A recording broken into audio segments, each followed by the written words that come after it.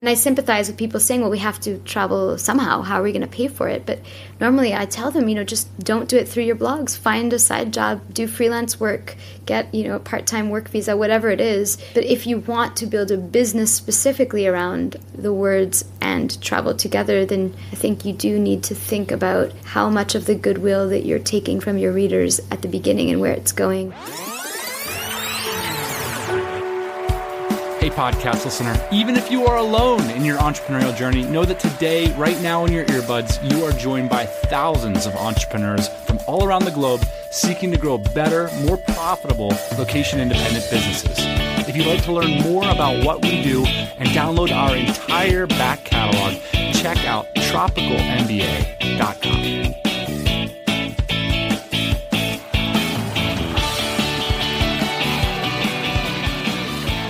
Ian, whatever has inspired you to introduce the podcast this week? Oh, I didn't say I was going to introduce it. I said I had some jokes to make.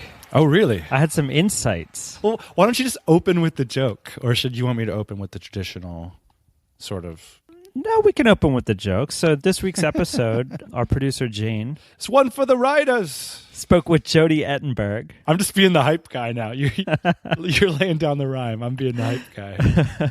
And I just had a little bit of insight to share. So over the holidays, we were down in Florida together. Everybody knows that everyone's parents now live in Florida. So it's a pretty amazing time during the holidays because you can get together with all your friends. It's not that big of a state. Me and Taylor Pearson went over to Jodi's house, and I just want to share this, that Jodi is as good of a cook as she is an eater. I know that everybody thinks that she just eats and writes a lot. She also cooks, and I had some of her curry, and it was delicious. Okay, so for those of you not invited to the party, Jodi Ettenberg is the author of a blog called LegalNomads.com. She makes a full-time living as a writer, which I think is an anomaly? No, I think it's actually a better time than ever to make money with your writing. And Jodi's, I think, someone who's demonstrated a way to do it that's classy, and she's not like out there like hawking stuff all the time. Like, she writes these great pieces. She makes a good living off of it. How do you do that? We're going to talk about it today. Jodi actually recently talked about this at TBEX, which is the travel blogging conference in Bangkok. I honestly think that Jodi's message for travel bloggers is really powerful because I truly do understand the urge to write a travel blog. That's a cool thing. But if you've got those skills, understand that you could translate them into making a living online by sharing your writing, by creating useful things for people. Here's my question about the travel blogging conference, and maybe you know the answer to this.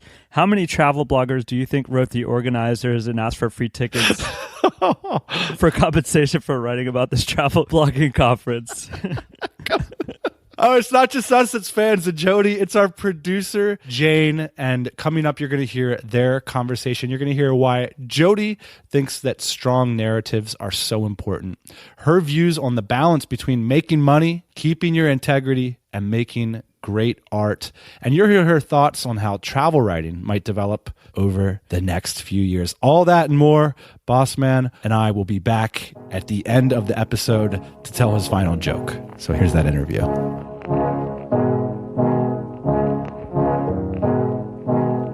Exits to freeways twisted like knots on the fingers.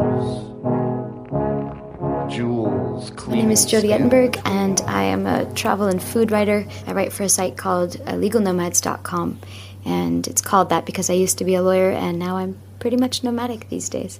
I've been reading your blog a really long time. When I was still a journalist and I was thinking about having another career and having a bit more freedom in my life. And I think what drew me to your blog in particular was not just the quality of the writing, but the way that you seem to have a very clear narrative. And what that narrative seemed to me was that it was about food, but how food connected you to the people and the cultures that you were traveling in. And I just wondered if that was how it came about. I think you came and started reading at the time where that was a focus, but it was a focus that happened as I started traveling. And I often say, the reason that I care so much about food isn't just, it is delicious, of course, but as people point out, I have celiac disease, I'm limited in what I can eat. It's not just about the pleasure of eating, it's that food is the best lens for me to get to what I really care about the most, which is learning as much as possible. And food gives me this amazing window into the anthropology, the culture, the etiquette, all these societal norms that I probably wouldn't have that kind of unfettered access to.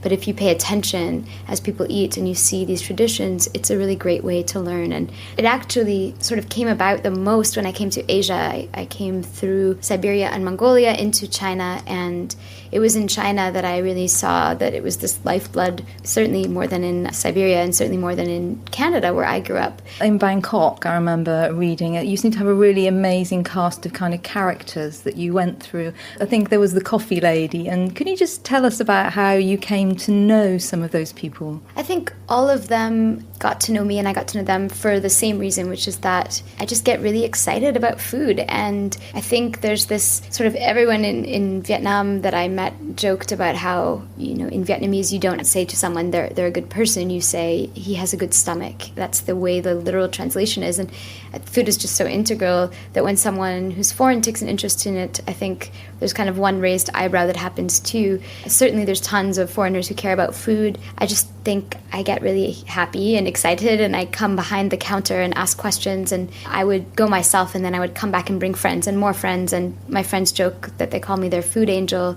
and there was nothing really nefarious about it, but it brought them business too, so I think it's a confluence of things there too.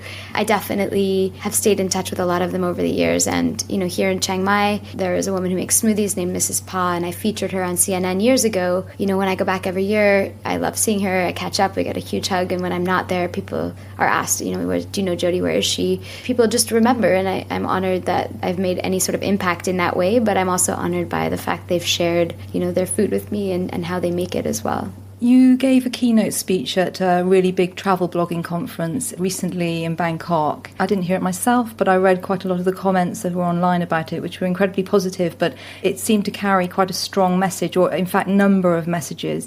And I think just for the listeners of this podcast, it would just be useful if you could run through perhaps some of those most important kind of points that you made. Sure. I think it was a closing keynote, and so it's sort of given the ability to be more on the inspirational, aspirational front and less purely practical. I did want to give some practical tips. I often try and put together a resources page for all the speeches I give. But in this case, the goal was basically to implore travel bloggers to, do the things that they learned that weekend, which is work on their monetization streams, focus on keywords for SEO, get better at writing, but that there should be this other component to their business, which is to tell the stories that change people's lives. I think a lot of people become travel bloggers because they want to travel longer and travel for free, and that's one group of people. Those are not the people I really was speaking to.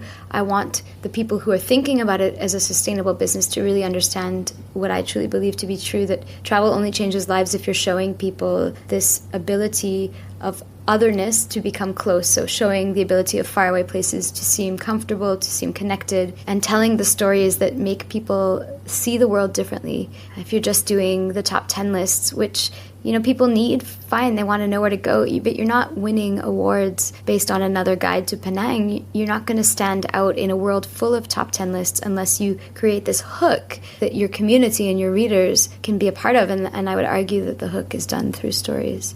So let's just break that down a little bit. So one thing that sort of really struck me from one of the comments I read was that you seem to be encouraging people to focus on details rather than sort of huge ideas and concepts. And what do you really get from focusing on perhaps the details of people's lives or the details of cultures? I chose that specific line because I think it was a very meta topic for an audience that wasn't really interested in hearing it. And I wanted to give sort of a guiding light in a sense that allows people to rethink the way they frame what they write. And so the quote I used was from Don George, who writes for National Geographic, among many other things. But he wrote an article recently in the Intelligent Travel column that used a line I loved, which said, "The truth blooms from the seeds of a specific detail." And I used that as part of the speech because I think it provided a good starting point. I said, okay, you're in Paris. How many guides and accommodations and food roundups and whatever have been been written about Paris, what is a detail that you can talk about? When I urged them to do that, it was to take, all of the experiences that made them who they were and landed them in that room, that they have a unique voice that a lot of them just aren't exploring. Me as a former lawyer, a celiac, someone who's obsessed with long-form writing, there are all these things that make me a Jodi, and everyone in that audience has that series of things that I think is the power that they have to find that detail and then broadcast it in a way that is different from the person sitting next to them. And I think the thing that I'm interested in when I read your writing is that you seem to use detail to tell you something. So you don't just say the woman was wearing a blue shirt. Every description that you use seems to direct you towards an interesting point about somewhere. It's just what I notice. I definitely am not strategic about it. It's interesting that you say that. It's not conscious in that way. I think I see things in images in my head. I think my memory is more photographic. When I describe things as I write them, when I'm going back, I have notes about a place, but I'll look at my notes and then I will also look at the photos, and it's not until I look at the photos that it comes like rushing back in a visceral sense that makes me ready to write. So I think the way that I describe the details is more how I see it in my head as an image, and that comes out, but I definitely don't do it intentionally in that sense. I was going to ask you about that, how important the photos are, because you're a really good photographer and I know that you've got some fantastic images on your site, and how important that is. Are sometimes the photos where things start, or...? I've worked hard to try and get better. I always say I'm not a photographer in the classic sense, in that I have no technical photographic knowledge. I made the joke the other day that, the photos are the plate and my words are the meal. You need to eat off something, but to me they're the accessory to the main show, which is that I love to write. However, I do think, putting terrible photos on a post looks crass. It looks terrible. And I used to go through Alan Taylor in Focus. He was formerly at The Big Picture. He curates these amazing photo essays, and just by the captions on his photos, he tells a story. And I used to look at his photos that he chose and thought, okay, which ones appeal to me? And I would break them down, what in them was important, why do I feel connected to them, and use that as a guide when I took photos to think about how I wanted to showcase what I was seeing. So I think it's definitely another component. It can be used as punctuation. It can be used in many different ways, but I do think everyone should try and at least think about that kind of craft. It's not just the writing. Even if you're a writer and if you're a photographer, captions matter as well. Both of those things are beautifully braided together, and no matter what you do online. I think something else that comes through is your very consistent personal narrative based around soup, for some of it. Yeah. How important is that really for developing an identity? I think it's very important, and in general, when I hear people give great speeches about their own success stories, a lot of them have similar elements, which is that they're able to have created this brand in the eyes of their audience and their community that the community wants to go to bat for, but it's consistent. And I think in my case, I've never been afraid to poke fun at some of the things that I feel excited or not excited about. I certainly do not love olives. That's been online. I have been crapped on by 14 birds and a bat since I quit my job, which is absurd and I think a vendetta at this point. But I had a bird crap counter on an otherwise quite serious website in terms of the long form stories. I think it's all just, we're human. We have the silly sides, we have the angry sides, we have the happy sides, and what's important is that you kind of funnel these into what I always talk about as narrative loops that your readers can optimize and repeat and feel like they want to reach out to you about those things. So my readers do write me and send me photos of soup all the time, not because I'm telling them to, but because, when I write, it often comes back to soup, and they feel that that's their connective node to what the brand is that I've created online. And I think it's important. The other thing I've noticed is that you talk about why you love what you do rather than telling people why they should do it. You kind of just indicate what's positive about it rather than being very directional to them. Yeah, I also talk about what's negative. I think it's important to be honest about it and show the vulnerabilities as well. But I was always very cognizant of not putting on a front that wasn't genuine, and also not being someone who instructed readers. In the speech, I talked about how storytelling is expansive and not persuasive. It's important for you to get to the conclusion as a reader and believe that you wanted to be there. Same way, you read books like Difficult Conversations about negotiation tactics. The best negotiators have the other person reach the conclusion themselves, think it's what they wanted, even though it's what was the aim, of the whole thing. It's the same with storytelling, and I think it's the same in general with these really big picture issues, such as life decisions, I can't tell someone that my decision is their decision. All I can do is show them my story, share with them the good and the bad, and allow them to make that decision themselves fully informed. I think it's unfortunate there are a lot of sites out there that really do give these instructive, quit your job, do this, I'm telling you it's free. And that may be true for a lot of people, but I think it's really a highly individualized choice, and there's just no shame in making the decision it's not for you. It's all about prioritizing, and what one person thinks is important to another is quite different. When you read the kind of 10 things you should do in Rome in 2 days type blogs, and ones that are full of Instagram, or the way that some of those kind of shorter form, perhaps, blogs are written and have proliferated, do you find it frustrating? How do you feel about it? I mean, look, I've tried to write short form. I'm just really long-winded, I think. I've tried really hard. Really? Have you? Even my short posts, I'm like, 1,000 words. I can't do it. Do you think, damn, another 1,000 words? I used to apologize. The Saigon post was 5,000 words. And I was like, I'm really sorry, guys. This is a doozy. And my readers finally just got really mad. And they were like, stop apologizing. We love your long posts. And so I finally was just like, all right, I'll own this. I'm long-winded. But I don't think I'm just creating words, for the hell of it. It's definitely part of the whole story I want to tell, but certainly have a lot of trouble with 140 characters, totally fine. Like 5,000 words, totally fine. Anything in between is awkward. I think in general that there's certainly a trend on the web toward sound bites and short form. I'm more frustrated by the hyper mercenary optimization for social media. Like if I see... Wow, hang on, let's unpick. What is hyper? Like okay, make a vertical pin. It should be turquoise. Maybe this dimension. Why don't you put this banner on it and these words and put it on Pinterest? It's very like specific. A formula. A formula. And look, formulas are there for a reason. They do work. I think Buffer, the blog, which is the social media service, their blog is great, and they have a really thorough explanation of what works and what doesn't. And as I said in the speech as well, it's important to be aware of all those things. I went the opposite way, and I had to learn, these things are important as well. My readers said to me, Jodi, please write guides for where to eat. As a celiac, we're scared. We have the disease. Can you show us? It's not that I thought I was above guides or anything like that. It was just, it wasn't what I was looking for, so it wasn't what I shared. But I also have to listen to my readers, and there's no question that a lot of people looking online are looking for those things. There's a reason why the keyword traffic comes for those kinds of posts. But I do think if you're looking for a guide for something and you find a very short post, it's not going to fulfill what you need. There is something about, writing sufficiently and it has enough resources that really does provide what you think readers want. That's the priority. I think it's useless to try and focus on whether some of the web is too focused on short form. It's more, okay, the web has moved in this direction of not just long form narrative and not just sound bites, but something in the middle which kind of has a grouping of both. And how creative can we be with that format, and how engaging can we make it even though it's an informational post? Were you worried about how your talk might go down? Yes.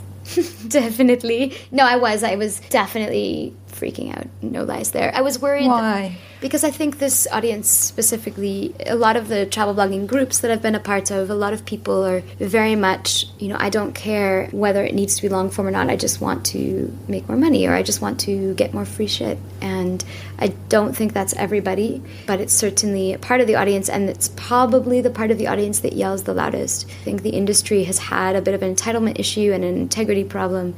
There have been a lot of direct marketing organizations, DMOs, that have come to me because I don't take press trips and confided in me about the unprofessionalism on some of the trips. And that's certainly not limited to travel blogging. I know every industry has their ghosts and their problems and everything else, but this was the speech I really wanted to give, and I was concerned that people would find it a naive message to implore an audience to want to do good as well as to make money. It felt like you'd been thinking about it for a long time. I think I have. I've certainly had a lot of rants about it in person to colleagues, Dan included.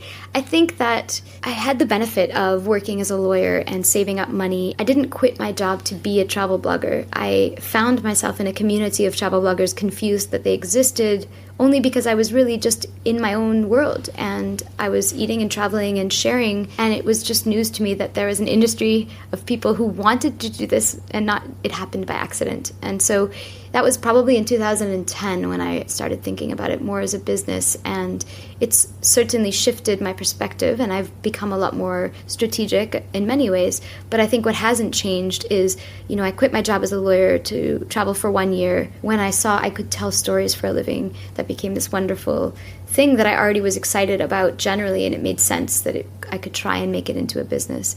But I was not trying immediately to make money because I had saved money up as a lawyer, and so I was able to build the site just on the back of stories and not even think about the monetization. I think that it grandmothered me into the industry in a way that was a bit different than people now. And I sympathize with people saying, well, we have to travel somehow. How are we going to pay for it? But normally I tell them, just don't do it through your blogs. Find a side job, do freelance work, get, a part-time work visa, whatever it is. But if you want to build a business specifically around the words and travel together, then I think you do need to think about how much of the goodwill that you're taking from your readers at the beginning and where it's going. There was a post not long ago from a couple who wrote the ways that travel bloggers can monetize, and they said, people say you shouldn't monetize at the beginning and you can't make money. Therefore, we're going to show you that that's wrong. And they interviewed people who did make ad money.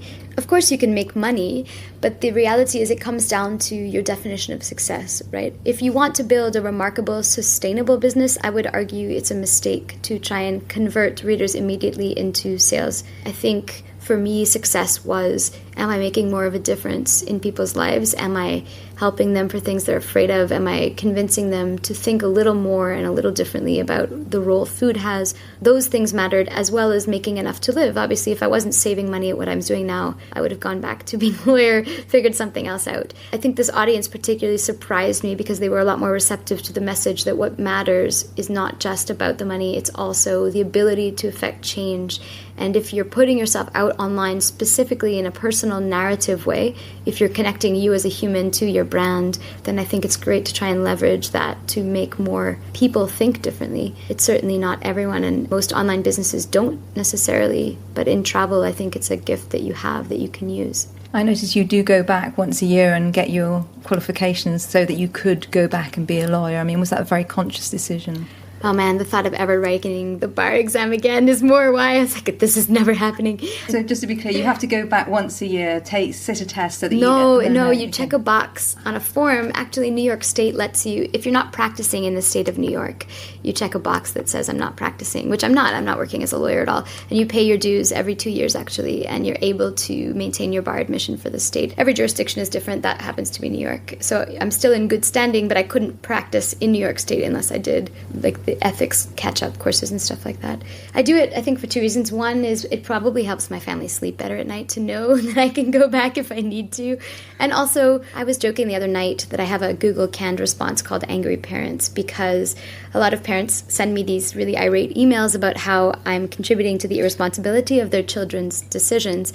And I think I get them partly because I was a lawyer, and so a lot of them might want that for their kids. But the whole thing in my response to them is always, what is the worst case scenario for your child? Please ask them that question. And for me, it was worst case, I have this qualification, I haven't let it lapse. Worst case, I can go back. And that's just a good thing to have in your pocket, I think, even if my goal is not to use it.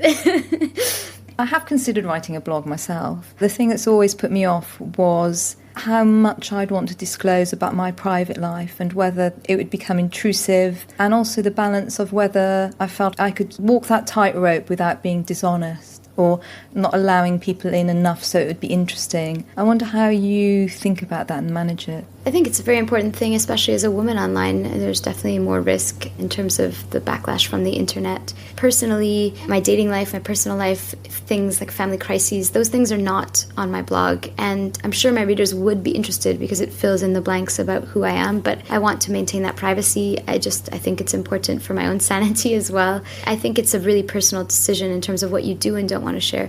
I would pay good money to read your stories, I'll tell you that. You've been and done and seen a lot of things that most people won't get a chance to, and I'm sure your perspective would be really valuable. And that's ultimately why I decided to keep doing it, because unbeknownst to me, people that were not my mother seemed to find it valuable and then wrote me, and I thought, well, if there's something new that they're learning, I'll keep doing this, I try and be as honest as possible, absolutely. I have vaguely alluded to the fact that, there have been personal relationships, there have been things going on. Definitely the focus focus for my brand is about the food and the learning, and there are some personal things that I will and would write more about. Like, for example, if it's something that would help others. I've dealt with anxiety my whole life. That's something I want to write about once I formulate my thoughts in the way that I feel comfortable. But even though that's more vulnerable, I think it's important so that it shows that's the whole bravery is not being fearless, it's doing the stuff you're afraid of.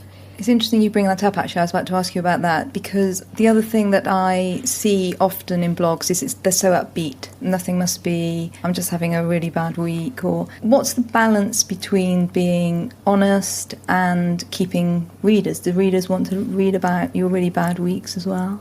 It's funny because people ask me, like, how do you decide that tone? And I feel like I'm missing something because I don't actually think about it. I just write the story I feel like telling at that juncture, you know. This summer, you know, I fell and I fractured a rib and I got a concussion. I wouldn't have normally written about it but for the fact that I couldn't sit and write anymore, and it was so painful. I was just lying on the floor like an idiot. I wrote about it, and the post was about staying still and how sometimes you just have to listen to what your body tells you, and I've been very, very bad at that over the years. You know, and it was really interesting because the reaction of my readers, I was like, oh, hopefully they don't think I'm just sitting there and giving up, or that I'm not being strong enough. It was the exact opposite. They're like, we love your writing, we love your blog. You have to be better to do what we need you to do, so take care of yourself and listen to what your body is telling you. And I think in that sense, if you're a writer and there's that double-edged sword that words can do, they can harm you by putting them out, but they can also help. And I think it even helped me in the eyes of my readers to admit these things, to be human, because no one necessarily wants to idolize the people that they are looking and reading online. They want to feel like they are human too. So it's important to tell the stories that show that you're human, but there's a difference between, you know, being narcissistic about it and whining about it, and then just laying your cards down and saying, like, this is where I am, and I'm sitting in grief, or I'm sitting in pain, or there are ways to do it that, you know, stay classy. And I think it's part of my speech too, was saying, you know, there is a difference in online writing. Narcissism and whining about things is not storytelling. They had that hipster Barbie post on Wired magazine recently from a parody Instagram feed where it was the Barbie doll in all these hilarious travel situations with really pithy hashtags and really pithy captions. And the point is, it's not real if you helicopter to the top of a mountain, pitch a tent and say, it was great to wake up here. It's a lie. If you decide to lead an unconventional life and you decide to make choices that set you apart from the norm, I think you owe it to the people that are reading your site or your stories or you're seeing your photos to be honest and not let them create castles in their head about what it is you do. Because the only way that they can really affect change for themselves is to understand the process that you went through as well. Just finally, are you optimistic about the future for the kind of long-form blogging you do, and indeed long-form in the age of what we're kind of led to believe is shorter and shorter attention spans and people kind of being drawn in so many different directions by social media and the internet?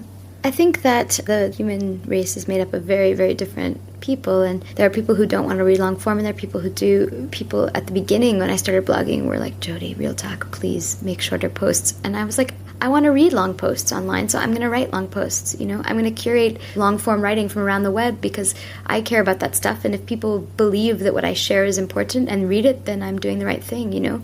There are certainly more people than anyone expected caring about long form, and it's been really exciting to see longform.org and Longreads. You know, Longreads was the starting point for that, using the hashtag, and their founder had the abundance mentality, Mark Armstrong, and he said to all these other sites, use the hashtag. Like, I want people reading long form. And it's great to see even sites like BuzzFeed, you know, started out doing listicles of everything and invested serious money in investigative journalism around the world. And their CEO, you know, said in an interview, not just we want to tell these stories, but we want to tell these stories in a really specific way and push our reporters down the rabbit hole in ways that other entities that don't have the kind of funding coming from their advertorial and their entertainment lists can do. And it's been really cool to see the stories that are coming out of BuzzFeed. You know, there's a recent one about Kazakhstan and the village that fell asleep, but even in the last few days, there's been one about a guy in India that's selling execution drugs back to the States. There are not any other outlets online telling this story, and I think a lot of people are eating their hat because it is BuzzFeed, but it's really, really great, and it's a testament to the vision of their CEO that says, we have an audience, they're captive, they're millennials, how can we teach them something that they wouldn't read anywhere else? I think that's the beauty of the web. Can you see that developing? It'll, I think, braid into multimedia is what's going to happen. There'll be a way that it's faster to build beautiful content online and faster to put together that graph and like the algorithm that is both moving pictures, not just GIFs, but like brief videos and sound bites and all these things where you can have this kind of participatory experience that'll really add and deepen the long form reading. I think that would be a really amazing way to see the future. And you're still committed to it? I certainly don't have the capacity to do the multimedia part. I think my readers want me to do video, but I laugh every time I see my face. Yeah, for the writing, definitely. I think, if anything, I'm grateful for the business I've been able to build because it allows me to put energy more into my site. And now that there's an audience for it, tell the stories, write about the history of chili peppers, write about where fish sauce came from. Like, those are the things I find interesting that others may not Google, but when they come to the site and see it, they might learn something, and that's what keeps me going. You are listening. You are listening. Ian, I got to be honest, there's a big part of me that wants to have Jodi's business. I know. Wouldn't it be awesome? I know. Yeah, I've seen you struggle with it for years, actually. You got to have talent, man. One of the things I love reading Jodi's blog, I look forward to that when the RSS reader gets bolded for legal nomads. If you guys have any thoughts about blogs that you think we should be reading, that you really enjoy, people that are really just bringing real value to the table, like Jodi does, we'd love to hear about it in the comments of this episode, as well as we'll link to a lot of the things that Jodi's up to. This episode is going to be posted at tropicalmba.com/one-for-the-writers. Jodi, I just want to say this as a closing remarks. Jodi. Do you really think Jodi's listening to this right now? Well, if she is, I'm not sure she is. But if she is, I just want to apologize to her and her dad for drinking all the beer. So. Sorry about that. We should just get you a t-shirt where it's like a perma apology for that. Sorry. All right, boss man, I'll see you next Thursday morning. And thanks for Jodi and Jane for doing all the heavy lifting on this one. I really enjoyed listening to this interview. Hey, thanks for listening to the Tropical MBA podcast. You can go to tropicalmba.com, get access to hundreds of back episodes and all kinds of other goodies. Load up your iPod. That is the cheapest way to fly business class on your next international flight. We will see you next Thursday morning, 8 a.m. Eastern Standard Time.